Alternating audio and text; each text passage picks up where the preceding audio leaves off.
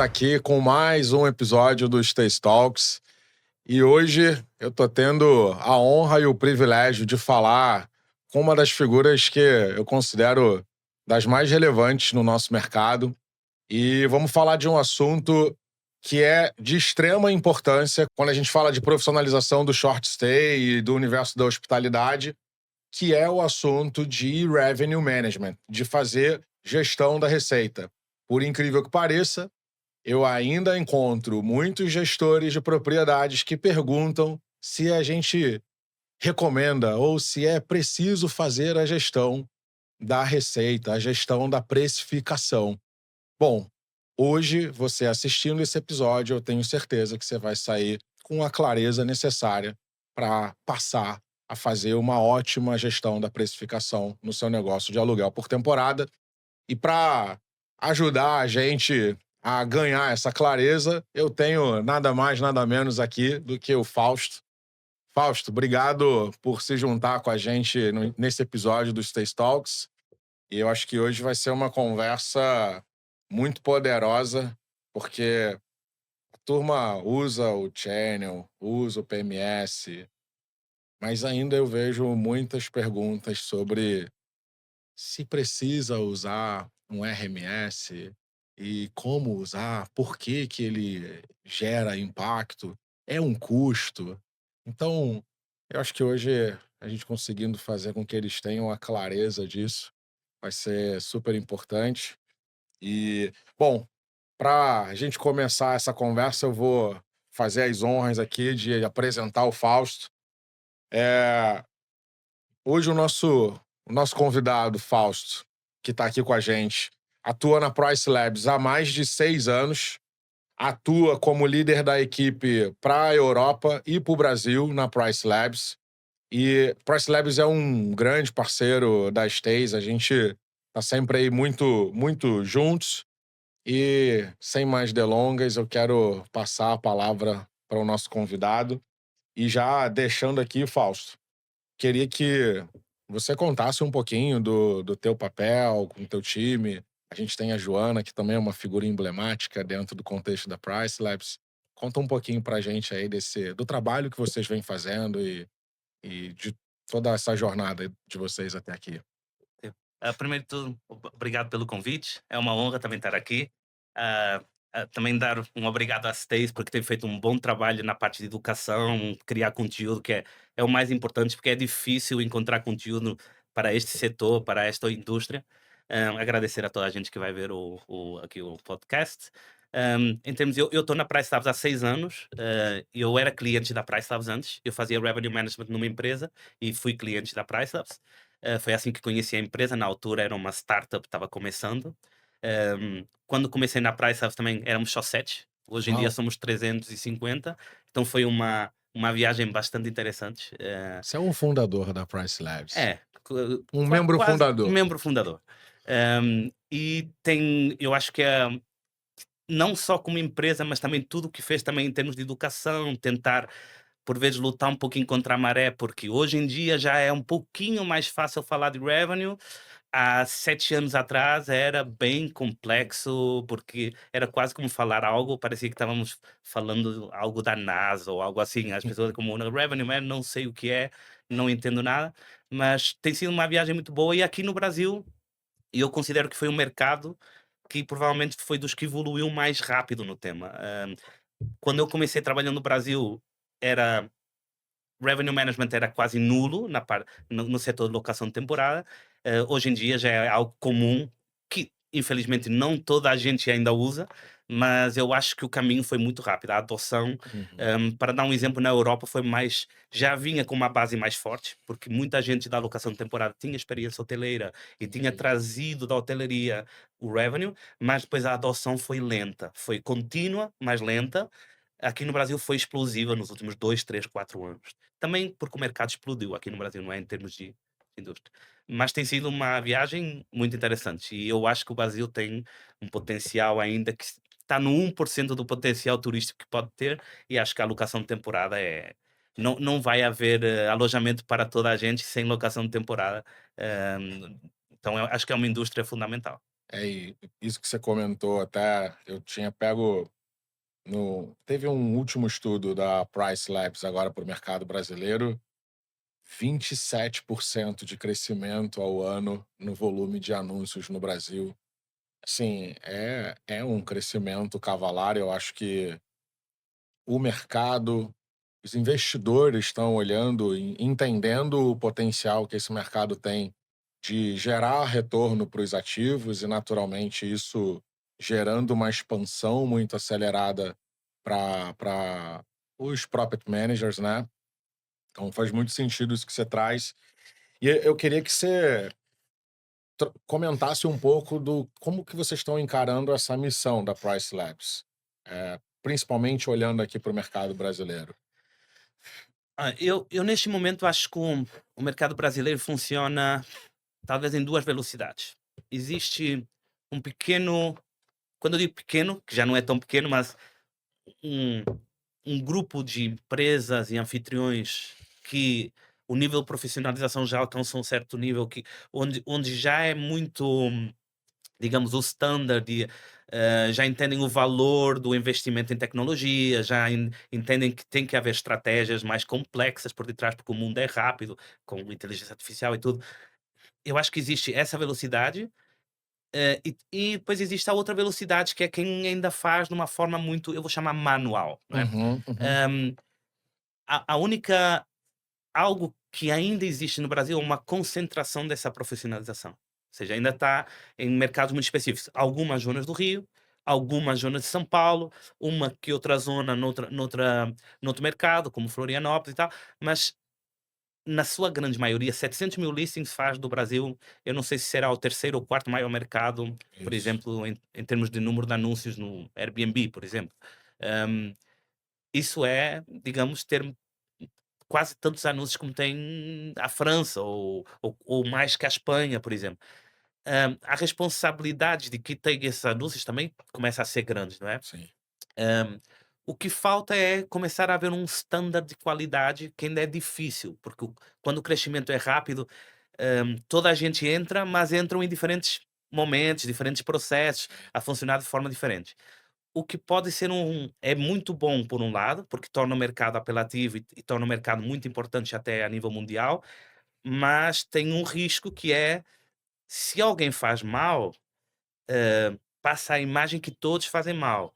Quando todos fazem melhor, passa a imagem que funciona tudo melhor. Então, esse é o risco da alocação de temporada. Não só aqui, em todo o mundo acontece isso.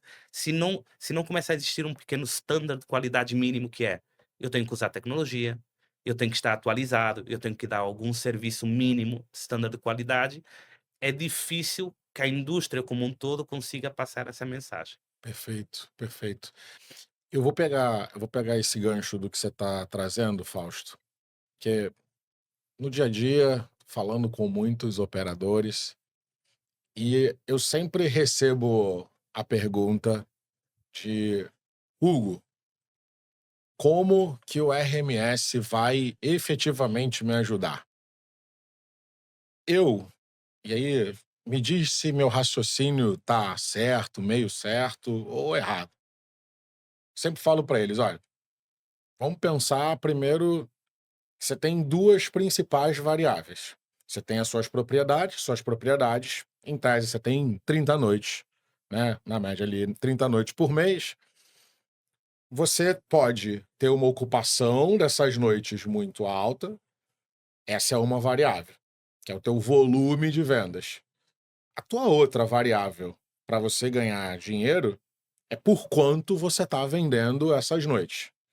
E aí, talvez uma terceira variável, mas aí aqui fugindo do contexto da receita, é o nível da tua eficiência operacional, né? O quanto dessa receita que você captura você está gastando para manter o negócio acontecendo. Voltando o olhar para a gestão de receita, para que vem da precificação, cara, se você não está usando um RMS, tecnicamente você está neutralizando uma das suas variáveis, você está no achismo. Uhum, E aí, normalmente, o cara fala: "Ah, entendi, mas então eu tenho que fazer um trabalho muito específico, porque o preço vai alavancar a minha receita? Eu falo: "Sim".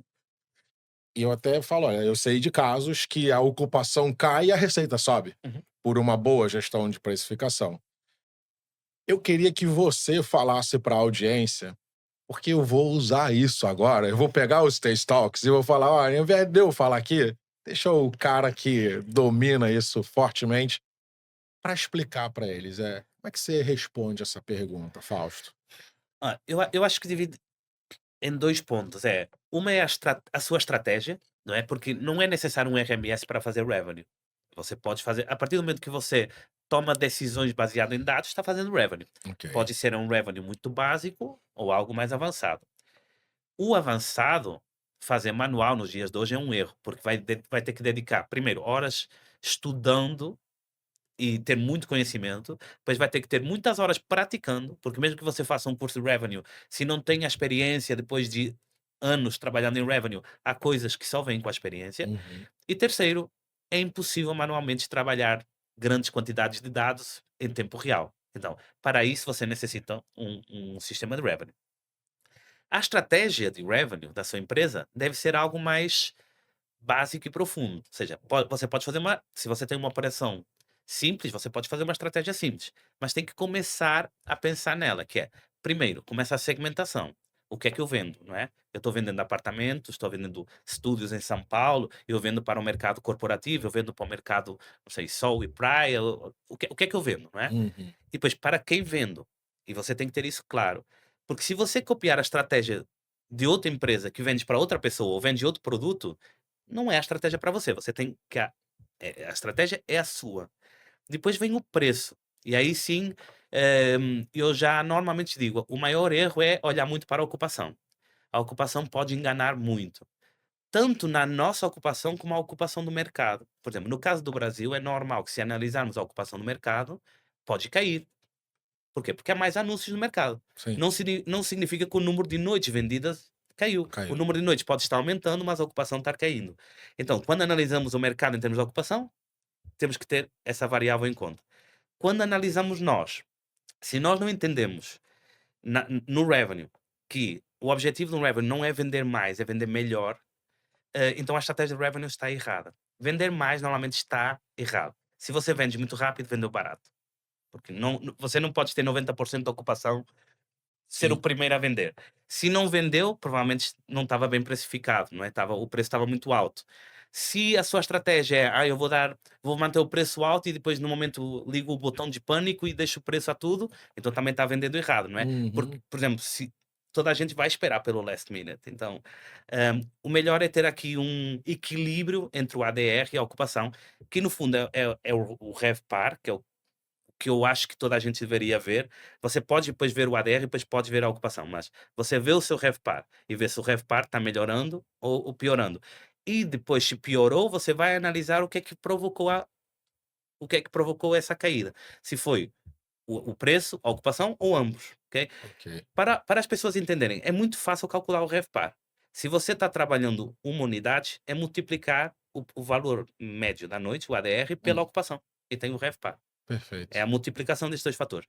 Se você trabalha edifícios multi-unit, basicamente é o total de noites pelas noites vendidas, né, e tem o Ok. seu RevPAR, né. Então, tem aí essa análise, para mim, mesmo que você tenha uma unidade, começa a pensar em RevPAR. Acho que é o primeiro passo. O segundo passo é pensar se você quer,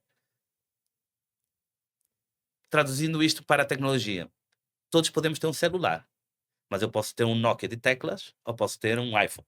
Se você quer ter um Nokia de teclas, você diz que tem um celular também. Se você tem um iPhone, também tem um celular. São os 2 celulares. Fazem coisas diferentes. Sim. Não vai conseguir fazer algumas coisas no Nokia das teclas, né. Sim. Então é um pouquinho assim, se você fizer muito manual, você tá fazendo, mas não vai conseguir fazer igual a quem usa um Revenue Management System, porque é impossível trabalhar.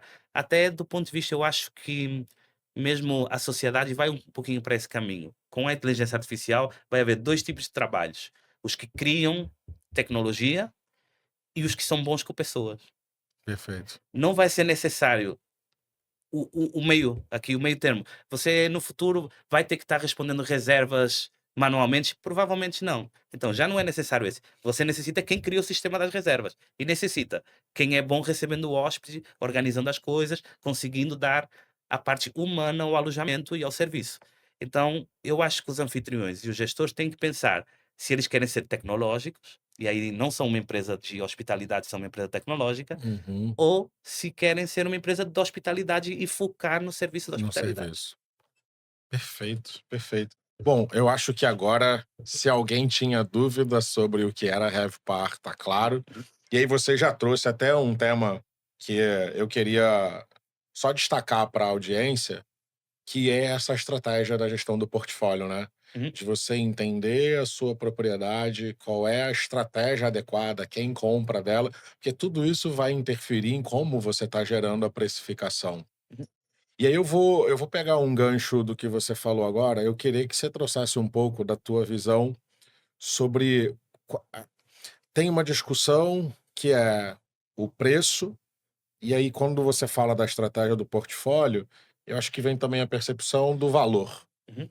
Como é que você traduz isso para dentro dessa nossa discussão? Eu acho que isso é um dos pontos fundamentais.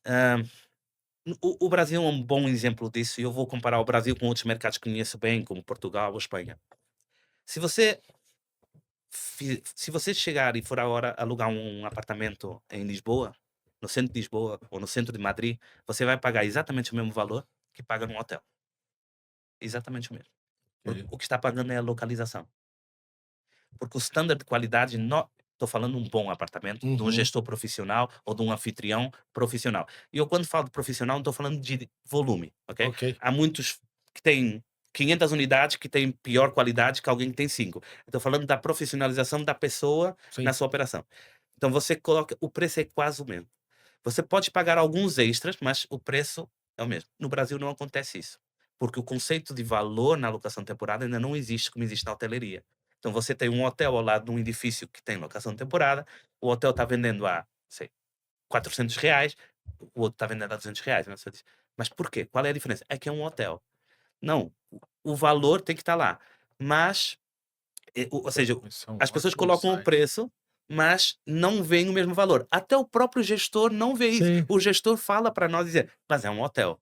Não, mas se você der o mesmo serviço, o mesmo standard de qualidade do hotel, você também a qualidade é a mesma. O que importa é a qualidade, não a licença que você tem ou se você tem um H na porta. Não é isso, é a experiência, não é? Claro que se é um mercado que, e aqui vem o valor, que é, todos temos uma cama e todos podem ter uma boa cama, mas tem que investir na boa cama, não é? Sim. Todos têm um duche, mas têm que ter um bom duche, então todos têm que investir nisso. Ah, se tem recepção 24 horas e você acha que isso coloca valor no seu mercado para o seu público, tem que investir nessa parte. Então, é entender, eu tenho o produto, mas se eu quero vender mais do que alguns concorrentes, eu tenho que adicionar valor ao produto. Isso pode ser com este tipo de amenities, não é? Recepção 24, etc., com a qualidade do meu serviço, porque a Uhum. verdade é, eu prefiro pagar um pouco mais e saber que é fiável e de confiança e que vai tudo funcionar bem. E depois os pequenos detalhes dentro do apartamento. Não adianta você ter umas fotos muito bonitas, porque foram tiradas há 2 anos atrás, mas eu depois chego ao apartamento e tem bolor no duche, ou seja, Sei. já não dá. Então, esses cuidados é o que provoca o valor. Claro, você pode dar extras, pode dar algum tipo de serviço extra. É muito comum em alguns mercados, por exemplo, ter serviço de transfers e você faz uma parceria com uma empresa de transfers, assim, o hóspede já chega ao aeroporto e já consegue contratar o transfer, está tudo organizado. Se você achar que no seu mercado isso é importante, você pode fazer essa parceria. A minha recomendação é que faça de uma forma formal, visível e profissional, porque isso adiciona valor. Se for informal, normalmente dá erro e tira valor, Tira não valor. não dá valor. Então essa é a diferença. Não olhe para o seu concorrente dizendo: "Ah, ele está ao meu lado e está vendendo a 300 e então eu sei que sou melhor e vou vender a 400", porque a percepção do valor do hóspede é que decide o preço. Não é a sua percepção do produto, é a percepção do hóspede do valor da estadia. É diferente, Perfeito. não é o valor do produto, é o valor da estadia como experiência. Cara, eu espero que você que está assistindo esse episódio, que você esteja entendendo e anotando isso que o Fausto está trazendo. Porque Para mim faz muito sentido, Fausto. E aí eu vou até trazer aqui um spoiler. A gente na Stays, a gente é uma empresa de core tecnológico também, mas a gente tem olhado tanto da perspectiva da profissionalização, e aí também pegando esse gancho, muitas vezes se atribui profissionalização à quantidade. E a gente sabe que existem PMs que têm quantidade, mas não têm um bom serviço, não tem qualidade. Então, podem até ter um volume interessante de GMV, geração de receita, mas potencialmente aquém do que poderiam se tivessem conseguido fazer um bom serviço. Uhum. A gente começou a olhar para isso em maior profundidade e a gente está lançando um novo produto dentro da Stace, que é o Stay Service, justamente buscando trazer para o short stay essa camada de serviço que, que viabilize o que você falou, o standard, trazer padrão. Você poder agregar valor à acomodação de dizer, não, atendimento 24 horas, não é a recepção não é física, mas se o seu hóspede está na portaria e está tendo um problema, ele passa a mão no telefone, liga, manda uma mensagem, em 1, 2 minutos alguém já responde a ele está sendo suportado, e você conseguir agregar isso ao contexto do anúncio para conseguir transmitir essa percepção de valor, né?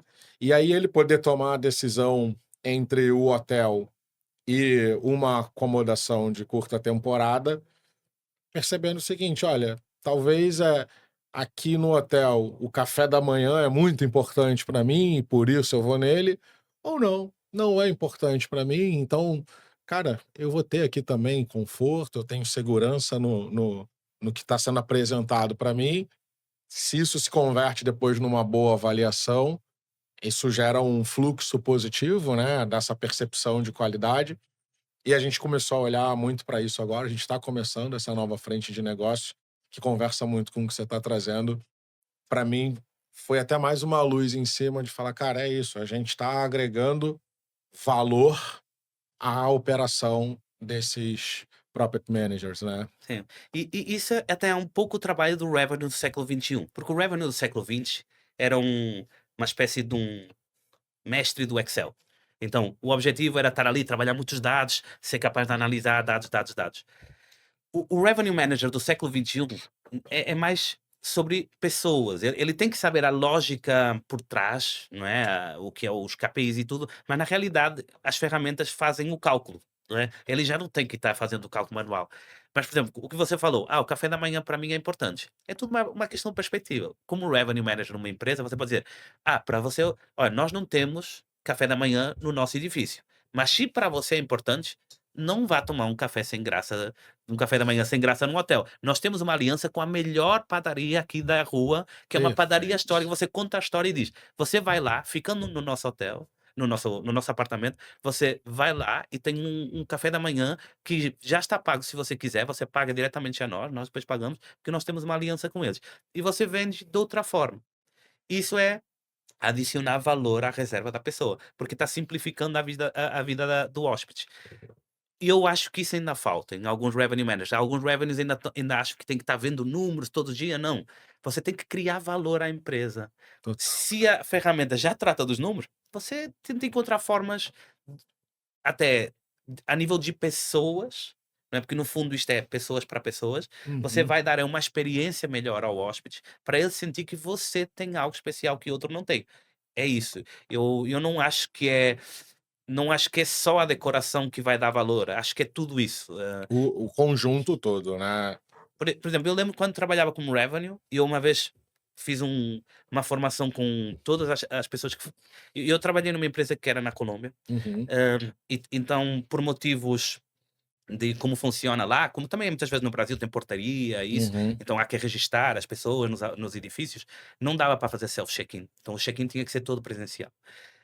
E eu dei uma vez uma formação a todos os que faziam check-in, a dizer: se alguém chegar e estiver doente, por exemplo, você não diz nada, você vai fazer o check-in, você, você vai sair do apartamento, vai até a drogaria mais próxima, vai comprar aí algo para as dores, para a febre, alguma coisa, para dor de cabeça ou algo, e vai entregar. Não vai cobrar nada. Vai dizer: "Ó, eu vi que você estava um pouquinho coisa, eu vou deixar isso para você". E você vai embora. E só este pequeno quando eles faziam isso, era automaticamente um review de 5 estrelas. Total. Porque é uma coisinha pequena, a dizer: "Ah, até o sei, o rapaz aí que fez o check-in às 11 da noite e teve o cuidado de comprar aí alguma coisa, porque eu estava com dor de cabeça e tal". Ele até releva se talvez tiver algum É, probleminha, a toalha não estava esqueceu. tão direitinha. Exato, Ele fala: "Pô, mas ele foi tão atencioso comigo". Cara, exatamente. isso faz muito É isso. sentido. E isso também é revenue management. O revenue management tem a parte técnica, que eu acho que toda a gente que se dedica à hospitalidade deveria tentar entregar isso à tecnologia o máximo possível. Nunca é 100%, mas o máximo possível. Uhum. Mas a estratégia de valor não é só a precificação, é tudo isto, é boa segmentação, bom cuidado com o hóspede e tentar fazer um upselling da nossa experiência. Cara, genial, genial. E isso, quando eu penso aqui em todas as conversas que eu tenho feito com os potenciais novos clientes do Stay Service, você está traduzindo algo que até agora eu não tinha conseguido traduzir, que é soltar tempo, liberar fôlego para esse cara conseguir pensar nisso, porque o que a gente está vendo na realidade das operações é a galera efetivamente afogada. Sim. Eu escuto o cara falar, cara, eu tô por aqui, Uhum. assim, eu já não sei por onde eu começo, por onde eu termino, eu só tô indo. E o que você tá dizendo, no fim do dia, cara, é o que vai garantir um 5, é o que vai garantir uma precificação acima, porque você tá trazendo uma percepção de valor e cruzando com o exemplo que você falou do apartamento de Lisboa, o tema da localização, cara, eu acho que isso também é uma dica muito importante, porque eu acho que vou chamar, talvez, não sei se é a melhor palavra, mas o preconceito já começa do próprio PM Sim, falar: "É, não, mas ali é um hotel". claro. E o hotel faz um baita trabalho de marca para poder gerar confiança em relação ao padrão, e tem PM que talvez está assistindo a gente se perguntando agora, eu espero que sim, se você está se perguntando se você precisa ter a sua marca própria, cara, tá aqui a justificativa do porquê você tem que ter. Você não vê. Eu queria que. Aí eu vou pegar um outro gancho, porque eu já escutei você falar várias vezes e eu gostaria muito que isso tivesse registrado aqui. Como é comum ver PM puxando esse gancho da marca dizendo: "Eu administro 10 Airbnbs". Sim, e é um erro muito comum. Atenção, eu como revenue adoro o Airbnb, adoro a Booking, adoro a Sim, Expedia, adoro todas as nada plataformas. contra nenhuma É delas. é uma ferramenta que eu utilizo que me traz negócio. E devemos utilizar uma ferramenta como algo assim, devemos saber utilizar uma ferramenta. Agora, a ferramenta não é dona da nossa marca. A ferramenta não faz a nossa operação, a ferramenta não dá experiência ao hóspede quando ele chega. Então, não importa se você tem 2 unidades e você é um Mateus, então a sua marca é o Mateus. É o Mateus de algum sítio, você é a marca. Se você tem uma empresa, a sua empresa é a marca. Você nunca pode dizer: "Eu tenho 5 Airbnbs ou 10 Airbnbs". Não, você não tem nenhum Airbnb, a não ser que você tenha ações do Airbnb e tenham dado lá para você ações. Você anuncia no Airbnb ou na Booking, na Expedia ou qualquer outra plataforma. Até tem algumas brasileiras que você também pode anunciar, se for o seu segmento. Hã, agora, você utiliza as plataformas até um certo ponto. Mesmo e eu atenção, eu estou falando, por exemplo, estou comparando com a hotelaria, pode dar uma ideia que eu acho a hotelaria melhor. Eu não acho, ok? A razão que eu comecei a trabalhar em locação temporada e me apaixonei pela indústria foi porque eu vi na locação temporada algo que a hotelaria não tem, na minha opinião pessoal, que é capacidade de inovação e de criar coisas novas. A hotelaria faz bem muita coisa, mas depois também é dentro de um standard, um quadrado, uma caixa É que está isso, é uma caixa. tá tudo desenhado, está tudo muito bem feito dentro dessa caixa, mas fazer algo novo é completamente impossível. Sim, Você chega a um hotel, eu como Raven, e digo: "Vamos fazer assim", não pode. não pode. É, e isso foi das primeiras coisas que eu achei que mesmo tecnologicamente, eu acho que a locação temporada está mais avançada que a hotelaria. Ou seja, a velocidade dos PMS de evolução é muito mais rápida. Agora, há coisas que podemos aprender com a hotelaria. Por exemplo, mesmo isto é uma frase dos anos 80, não é minha, acho que é, se eu não estou em erro, acho que é do Bill Marriott. Dizia: "Eu só gasto $10 a conseguir um novo cliente. mas depois o cliente é meu, eu não gasto mais, né. Então, eu estou disposto a pagar para conseguir o cliente a primeira vez, mas depois ele é meu. Eu vou fazer esse cliente ser Perfeito. leal à minha marca. E por isso o Marriott tem um programa de lealdade tão forte, não é? Hã, eu acho que tem claro, é difícil criar um programa de lealdade num setor tão fragmentado, mas você pode fazer de forma manual. Se o hóspede ficou com você, você fica com todos os dados, faz pequena base de dados dos seus hóspedes, mesmo que não use um CRM, você pode fazer no Sim. Excel. E depois envia um e-mail a esse hóspede. Se você tem um estúdio em São Paulo, não sei, na Vila Olímpia, que é uma zona de negócios, e você sabe que esse cliente veio para negócios, envia um e-mail para ele no mês seguinte dizendo: "Ó, tem uma promo nessas datas, se você quiser vir". Talvez ele venha a São Paulo todos os meses. Ele já não necessita ir procurar em nenhum lugar. Você fidelizou esse cliente e ele vem sempre ao seu apartamento. Isso é muito melhor. Isso é algo, por exemplo, na Europa funciona muito. Clientes como o mercado alemão são muito fiéis a se eles têm uma boa experiência no alojamento, eles vão todos os anos ao alojamento, mesmo com a família e tudo assim. Aquelas datas, você já não tem que se preocupar, eles já estão reservando um ano para o outro, por exemplo. Uhum. Então a casa está reservada, por exemplo, na praia todos os anos, naquela semana.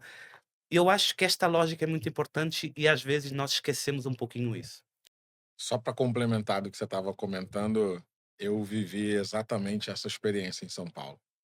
Eu trabalhei 2 anos lá e ia sistematicamente a São Paulo, né, vivia no Rio, mas trabalhava em São Paulo.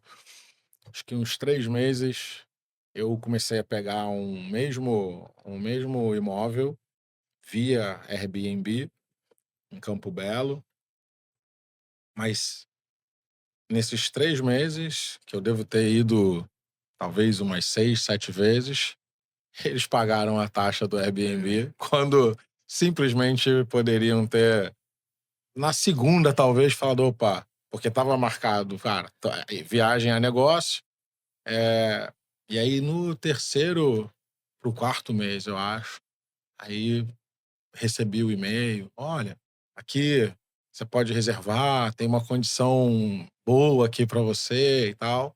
E aí ali eles me fidelizaram. Basicamente fiquei 2 anos quase que morando Sim. entre 3, 4 estúdios que eles tinham no mesmo prédio.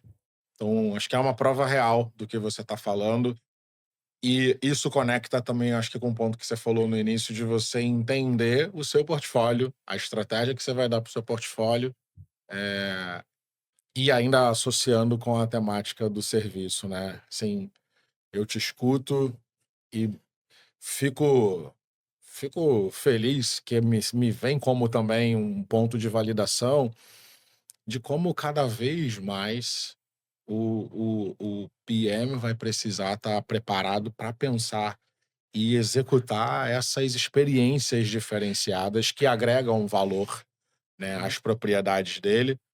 Porque no fim disso tudo, potencialmente ele vai entregar mais receita naquela propriedade, vai entregar mais rentabilidade para o investidor dele, ele ganha mais dinheiro, o investidor dele ganha mais dinheiro, e o que eu falo, uma das coisas que eu aprendi que é, o investidor satisfeito ele vira um canal de aquisição, né.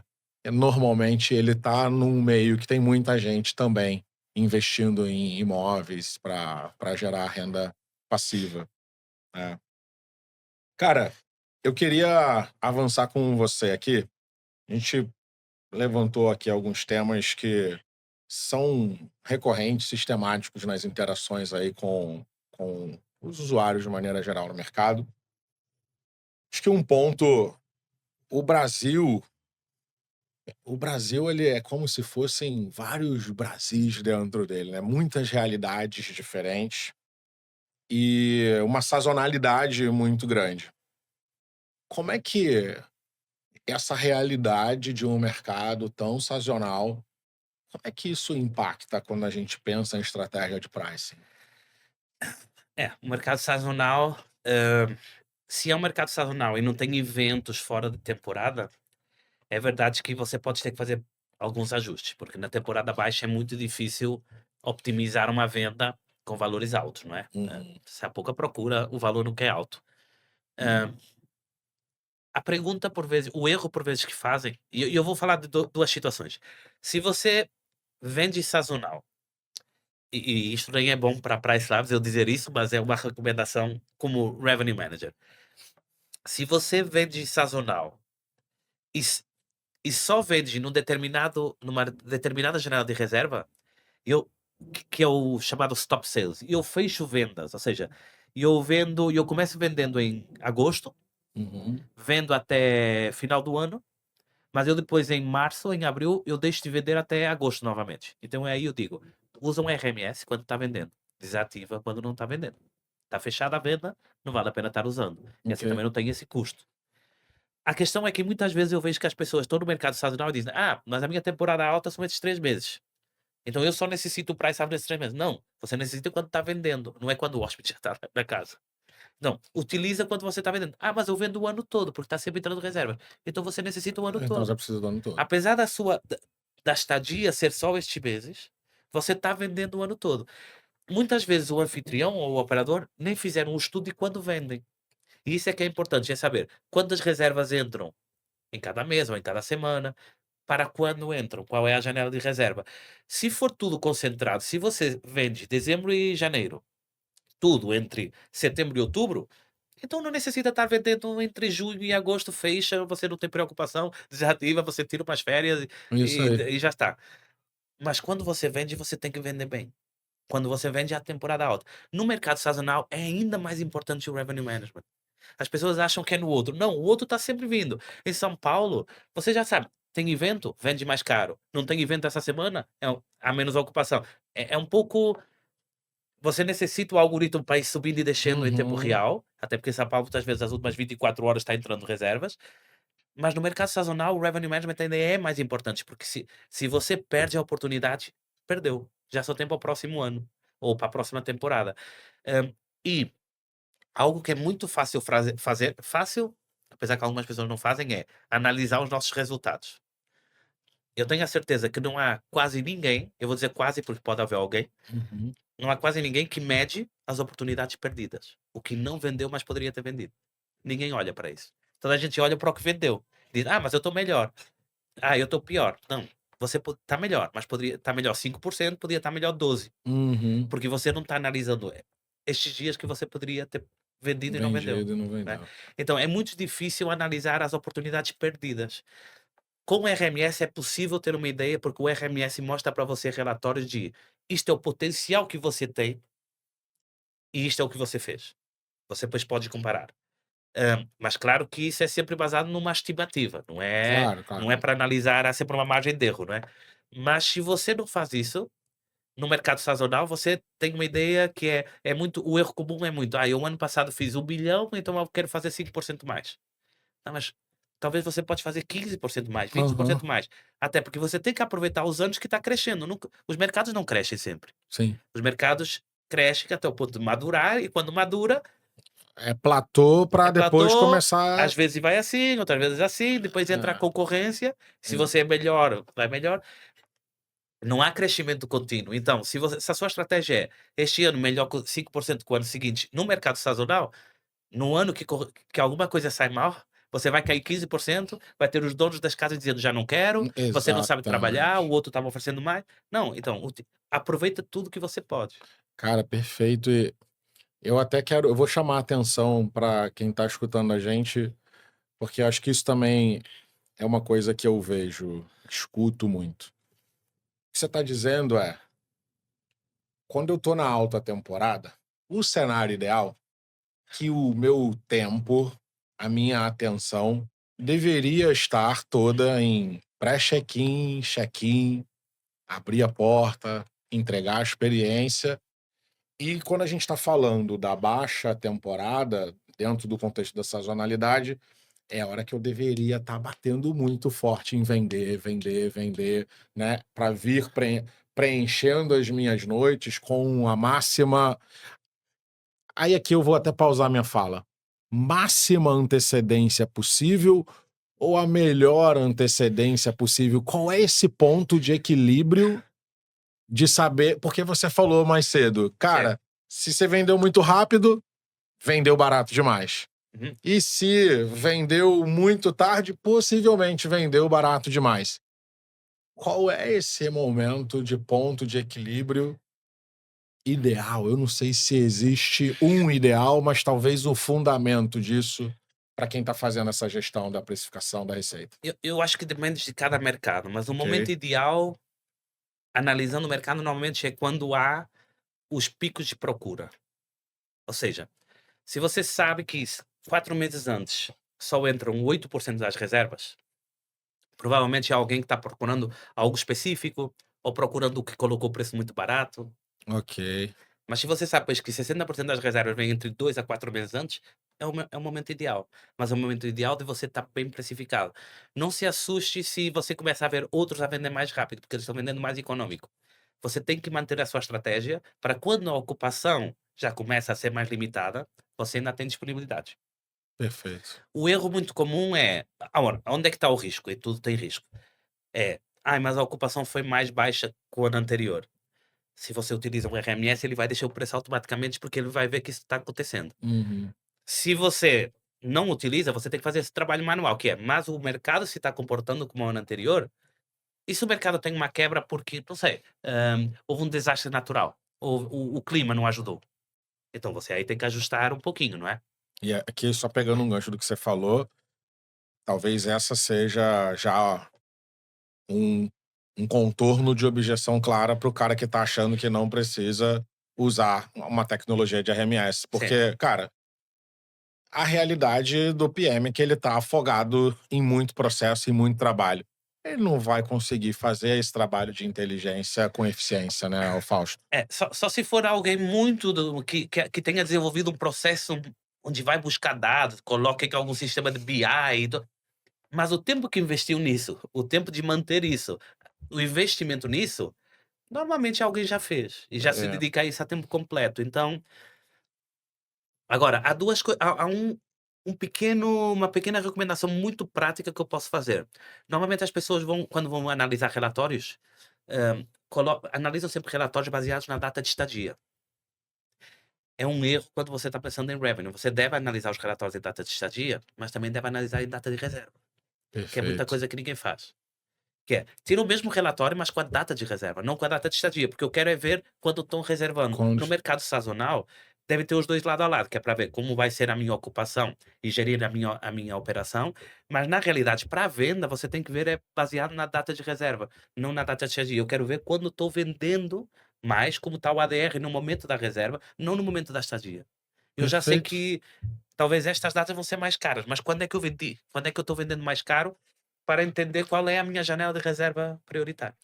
A Price Labs ajuda a ter essa visibilidade, Fausto, de, por exemplo, eu olhar talvez para o mercado ou até para minha operação no ano anterior e dizer, olha, as reservas para Réveillon, elas começaram a ser compradas, 15% já começou a vender em junho, mas o meu pico foi, sei lá, setembro, vendeu 40%.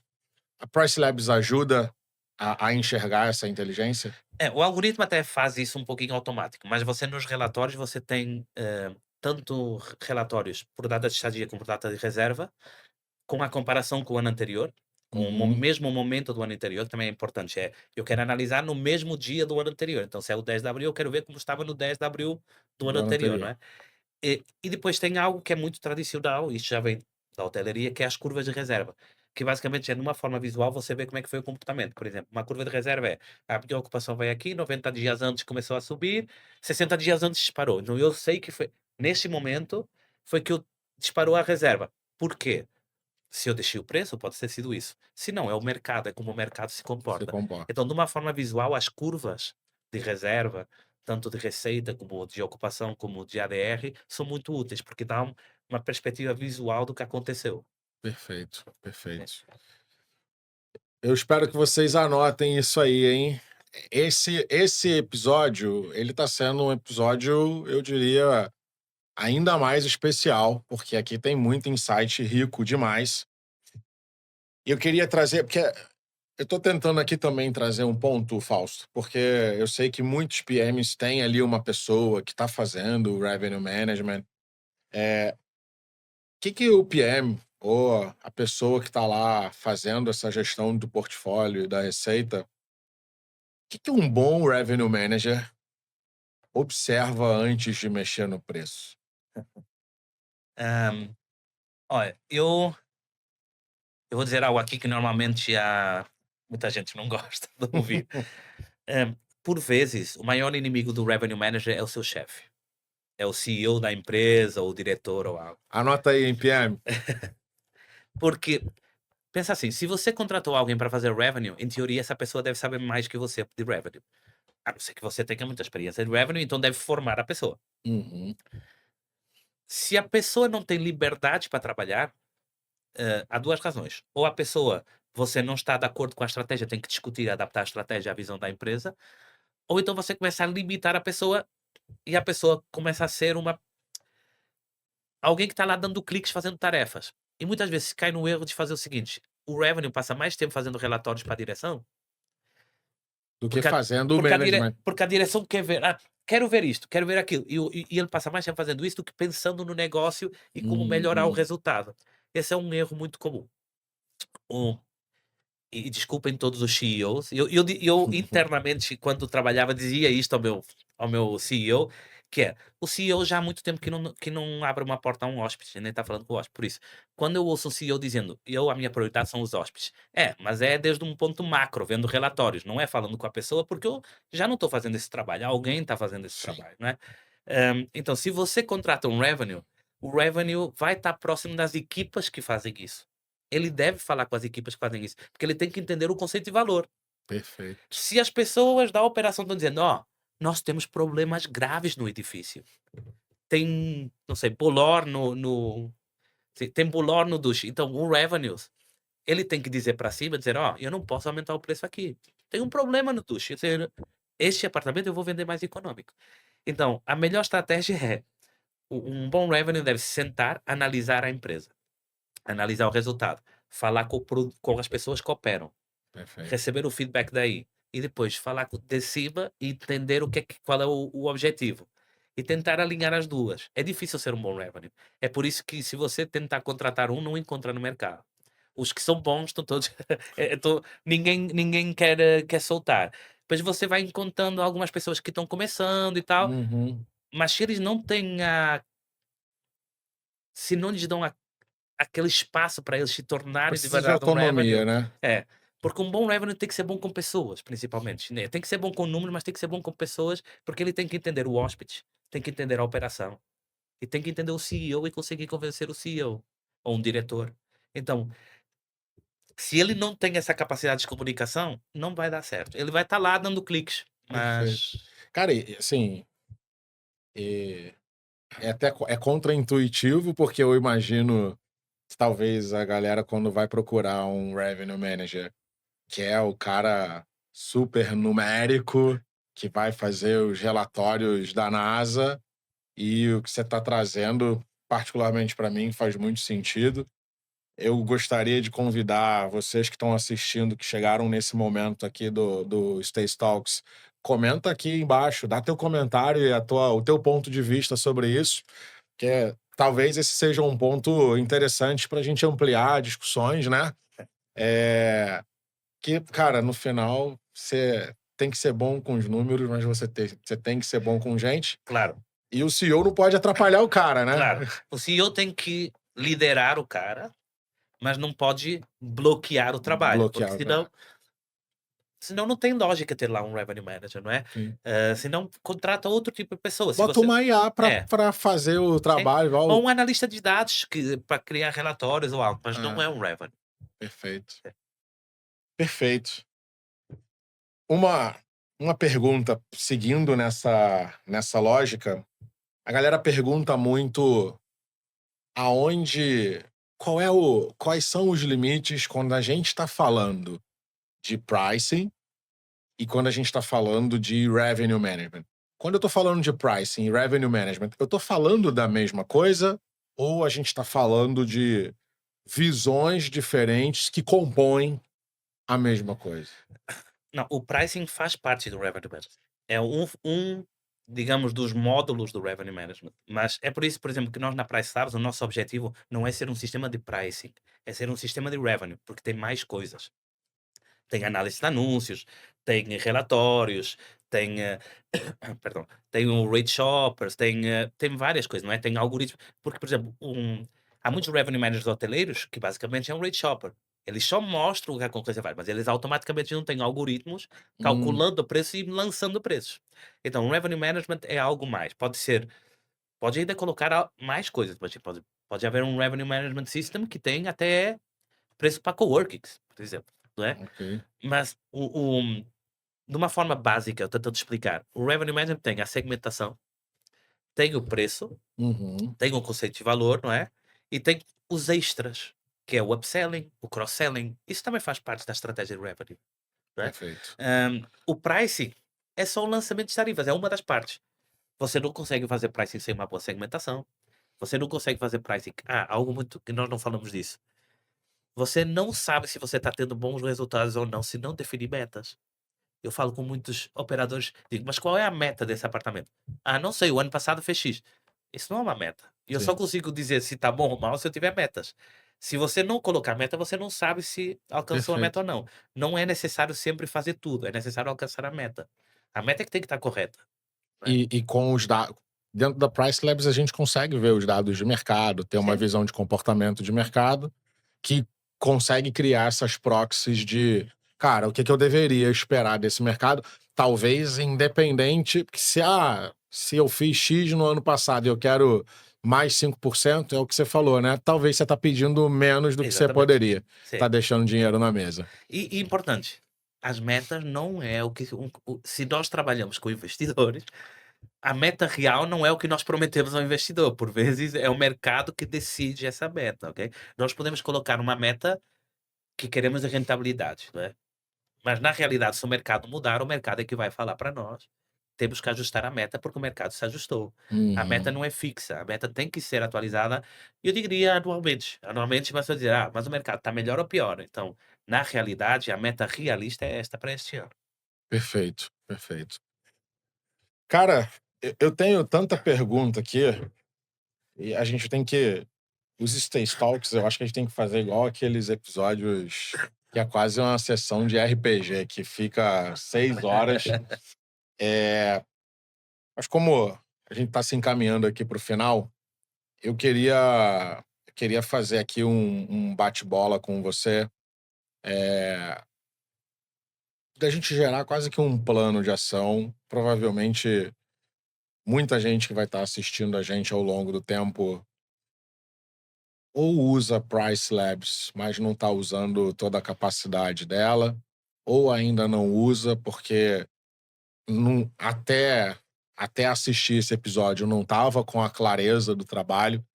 Eu sinceramente acho que esse episódio ele tá vindo como realmente uma aula, uma passada geral para o pessoal ganhar consciência da oportunidade que tem na mesa. Eu queria eu queria te pedir para a gente agora trazer uma visão prática. Sei lá, quais são as 3, 5 coisas que depois da turma escutar tudo isso, processar tudo isso, fala, cara, beleza. Eu preciso então dar um passo na direção de fazer um trabalho de pricing e, na verdade, de revenue management, que me leve para uma camada mais profissional. Por onde ele começa, Fausto? Eu recomendo a primeira parte, pode mesmo escrever num papel, se você gosta de escrever num papel. Eu vou segmentar o meu produto e segmentar o meu hóspede. Ok. Assim, não é necessário ser, novamente, é melhor ir fazendo e ter algo de resultado que ser perfeito. Então, vamos começar com algo. O que é que eu vendo? São estúdios, são apartamentos grandes, é casas na praia. Então, este é o meu produto. E por colocar todo o produto que eu tenho. Depois, fazer uma análise realista do produto. Dizer, a qualidade é boa? A decoração, então, a qualidade é boa ou má? Não.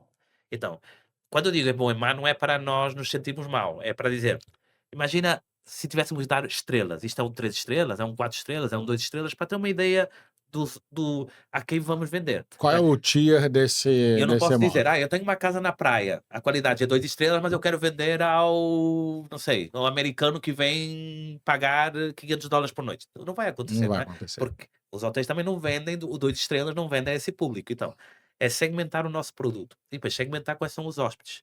Eu estou vendendo a corporativo, eu estou vendendo a famílias, e depois pensar, o meu produto está adaptado ao meu hóspede? Aí posso começar depois a expandir. Eu estou vendendo nas plataformas corretas para o meu hóspede e para o meu produto? Quando isto já estiver definido, diz assim, agora eu vou começar a minha estratégia de preço. E eu pessoalmente recomendo, quer você tenha uma ou 1000, toda a gente deveria testar uma ferramenta de revenue management. Toda a gente deveria. Funciona para todos. Ok? Não necessita usar toda a ferramenta. Se você tem uma.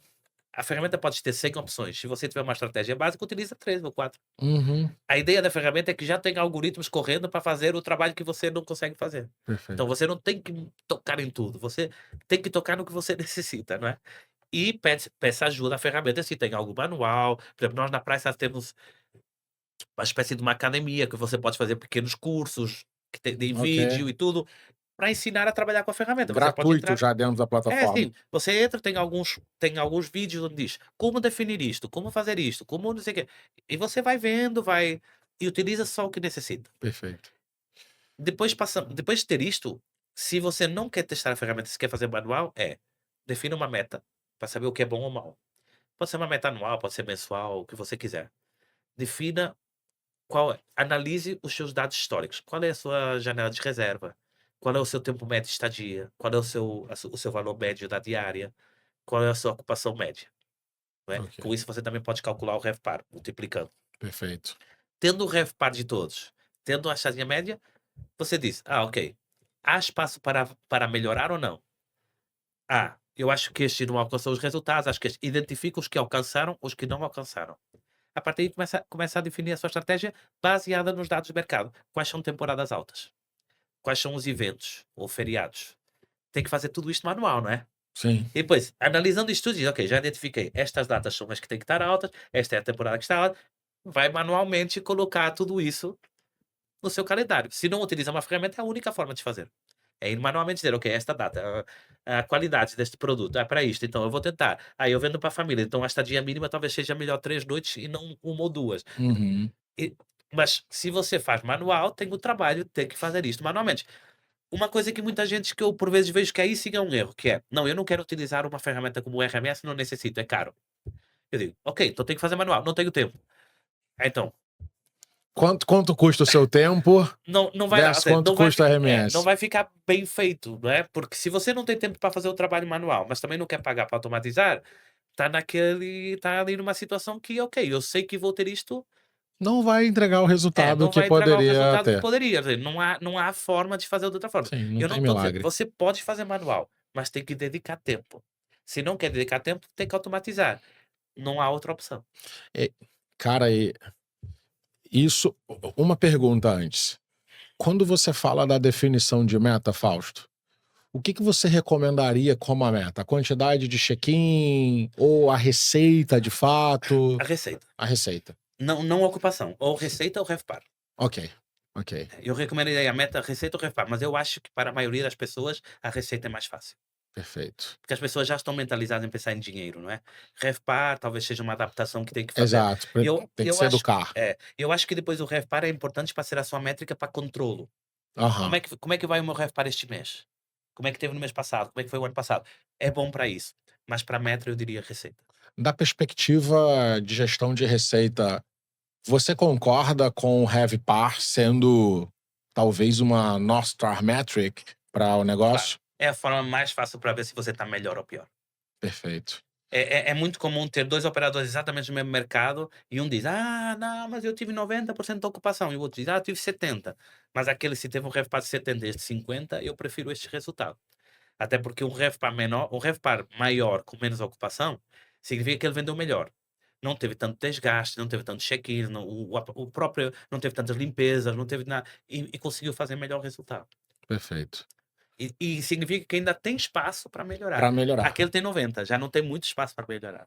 Que Perfeito. esse é o problema de ter ocupações muito altas. Por exemplo, eu quando eu trabalhava de revenue, a minha meta era sempre baseada em 65% da ocupação. Ok. E depois, se alguém quisesse ficar um mês, eu dava 35% de desconto. Era fácil, eu não me complicava, mantinha simples, porque se você quiser ficar 30 dias, você tem que pagar o mesmo que a minha meta de 65% em short term. Perfeito. Então Era você sabia que essa era a tua margem meio era a que de minha margem. negociação. Sim, Se depois eu viesse mudava o acima. preço, mas se você quiser ficar 30 dias, eu com isso já alcanço a minha meta. Eu não quero fazer mais. Alcancei a minha meta, é o meu resultado que eu necessito. Você está considerando que os 65% eles vão fechar bem a tua conta? Claro, era no mercado que eu trabalhava. Pode haver mercados que são mais variáveis, que tem que ser um pouquinho mais alto. Por exemplo, se em São Paulo eu talvez 65, acho que é, em média, talvez seja um pouquinho tem que ser mais Aham, alto, um aham. pouquinho e tudo. Mas você é que tem que definir isso. E eu nunca consideraria que, não, eu tenho que ter 90 um mau resultado. Vai ter bons resultados muitas vezes. É, porque, cara, eu acho que isso é muito poderoso, né? Eu que tô aprendendo muito desse mercado, eu realmente vejo muito o olhar para a ocupação, às vezes a problematização do negócio, porque, ai, a minha ocupação está muito baixa. Eu falo, mas você analisar a ocupação sozinho, Claro, não. isso não faz sentido. Você precisa trazer outras variáveis, que aí o RevPAR te Uhum. ajuda a fazer uma análise mais Mais certeira. certeiro, sim. Permite ver imediatamente se você está melhorando ou piorando. Depois você pode analisar a ocupação EADR para Uhum. entender o que é que melhorou, o que é que fez melhorar ou piorar. Mas com o RevPAR você sabe se está melhorando e piorando. Analisando a ocupação você não sabe. Cara, assim, primeiro quero te agradecer, porque foi uma aula para mim. Eu espero que todo mundo que assistir consiga capturar todo o valor que veio de toda essa conversa. Uma das coisas que, né, a gente está vivendo essa era da inteligência artificial, aonde naturalmente faz sentido, a gente quer automatizar muita coisa. E uma das reflexões que eu fico aqui quando a gente está falando de revenue management é a gente tem que cuidar para automatizar aquilo que realmente faz sentido automatizar. Porque seja no papel, seja numa planilha, esse exercício que você narrou aqui, cara, para mim isso é ouro e dificilmente a IA talvez até vai ajudar em algum grau, você vai rodar isso, mas vai precisar do olhar humano. Uhum. E aí eu volto e vou trazer muito essa reflexão para quem está assistindo a gente de começar a entender o equilíbrio da a demanda tecnológica que vem no negócio. Que você falou, né? Você quer se posicionar em qual eixo?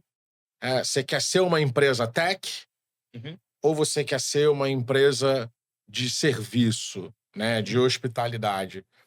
E a gente, como core técnico o nosso negócio é tech. E a gente está vendo que tem uma demanda muito latente de liberar tempo no serviço para que todo o PM possa ter fôlego, ter tempo para fazer esse trabalho que você falou. Eu saio dessa conversa ainda mais convencido, junto com um caminhão de pessoas que interagiu com a gente na construção do Stay Service. A gente teve basicamente 96% do público que interagiu sobre o Stay Service falando, cara, isso faz muito sentido. 57% praticamente dizendo aonde eu assino, porque eu quero comprar esse negócio. Porque eu acredito que talvez muitos, eu espero que assistam aqui esse episódio, porque talvez também vai ganhar mais uma camada de consciência, que é falar, cara, pô, como eu vou fazer esse trabalho que o Fausto tá falando? Eu não tenho tempo nem para analisar uma planilha sem nada disso, Tá. né? Então, eu acho que eu saio daqui com uma provocação muito grande desse desse desse olhar da necessidade de, cara, não tem jeito, tem o trabalho que o humano, o dono do negócio precisa fazer. Talvez isso já aconteça na hora que o imóvel está sendo captado, Hum. né? Eu sei que a Price Labs a gente consegue fazer até um relatóriozinho que já traz uma visão ali do potencial daquela propriedade. Então, cara, muito, muito, muito obrigado. E queria deixar para você fazer aí sua palavra final, enfim, deixar sua mensagem. Sim. Não, obrigado a todos também que vão assistir também aqui ao podcast, que estão assistindo. E eu acho mesmo que a educação vai ser cada vez mais fundamental. Eu acho que nós no dia a dia não vemos a velocidade com que o tech vai, nem vemos que cada vez temos menos tempo para focar no valor da experiência em si. Ahm, Quando eu falo de experiências, não é o mesmo conceito que tem algumas plataformas falando de experiência, não, é experiência básica, a experiência de ser bem recebido, chegar a um sítio, sentir que é algo humano, porque Uhum, cada vez vamos sentir menos coisas humanas, não é? Então, acho que isso é o mais importante e acho que o operador deveria focar nisso, ser bom operador e não se preocupar com a parte tecnológica tanto. Eu entendo que possa existir alguma empresa que consegue fazer os 2 uhum, porque tem muitos recursos, porque tem equipas muito grandes, mas vão ser poucas. É uhum, difícil fazer as 2 partes. Por outro lado, eu acho que cada vez mais vai ser importante as pessoas discutir algo que eu ontem até estava falando no evento que estivemos, que é algo que sempre me dá, assim, um pouquinho de curiosidade no Brasil, que é, as pessoas são muito sociáveis e muito comunicativas, mas nos eventos nunca têm perguntas. E é algo que eu acho que todos os operadores e os operadores deveriam começar a fazer mais perguntas nos eventos. Aproveitar que tem pessoas que sabem e dizer, sim, quando alguém pergunta: "Tem alguma pergunta?", "Sim, tenho 10". sim. Você pode ou seja, faça as perguntas, porque as perguntas vão iniciar discussões, não só com a pessoa que vai responder, mas depois também entre as pessoas.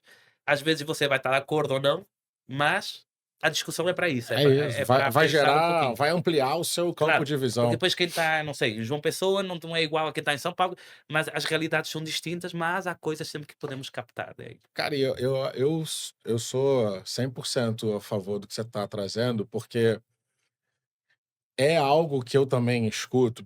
Eu acho que cristalizou-se uma verdade que não necessariamente é uma verdade, que é, cara, a minha realidade é muito diferente. Então, o que o Fausto tá de dúvida e não aplica a nada pra mim, porque é muito diferente. Fala, cara, será que é isso mesmo? Sim, será que não tem um core? E de fato, eu, eu, eu muitas perguntas que eu recebo, é curioso isso. Fórum individual, vem muita pergunta. Sim, A hora que você tem a, em grupo. a oportunidade de trazer isso num grupo que provavelmente está passando a mesma dúvida, parece que a galera retrai, eu não sei, tem preocupação de parecer que não conhece algo que deveria conhecer, mas a gente está num mercado, numa realidade temporal agora, tá tudo tão acelerado, tão rápido, que a coisa mais normal é você não saber.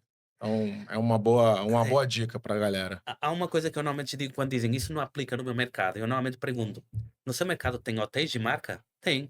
"Os mesmos que estão em São Paulo ou no Rio?". "Sim". "Então se funciona com eles, por que que não funciona com o resto das pessoas?". O standard, o processo é o mesmo. Sim. Eles aplicam o mesmo processo em todas as unidades, não muda. Se funciona no seu mercado o processo, não importa a marca, e funciona em São Paulo, funciona no Rio, é porque o processo tem que Sim, ser adaptado a algumas coisas, mas o processo é o mesmo. é o mesmo. É. Depois adapta a sazonalidade, Configuração, tem gente que está mais concentrado no claro, é. endereço, tem gente que está mais Mas pulverizado, claro, distribuído, tem gente que tem mais propriedades por um modelo mais corporativo, tem outros que é é, mais sol praia, né, como você falou. mas a base é a É a mesma. mesma. Eu concordo com você. Meu amigo, muito obrigado.